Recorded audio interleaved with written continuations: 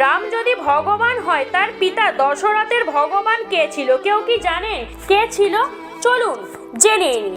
অযোধ্যার ধর্মময় রাজা দশরথ রাম তার পুত্র, কিন্তু ভগবানও তাহলে দশরথের ভগবানকে? প্রথম ভগবান ধর্ম, সত্য, ত্যাগ, ন্যায়। তারপর দ্বিতীয় ভগবান মহাদেব, প্রতিদিন শিবলিঙ্গের অভিষেক, নন্দীর সামনে প্রণাম। তৃতীয় আশ্রয় বিষ্ণু, পুত্র লাভের পুত্রেষ্টি যজ্ঞ।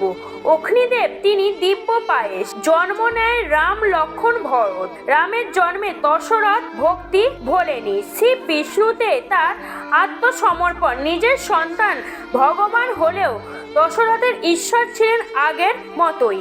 ধর্ম, মহাদেব, মহাবিষ্ণু, এই তিন রূপে মিলিয়েছিল এক শক্তি, যার নাম শ্রীরাম। এই রকম ভিডিও পাওয়ার জন্য চ্যানেলটিকে সাবস্ক্রাইব করুন, আমাদের সঙ্গে থাকুন।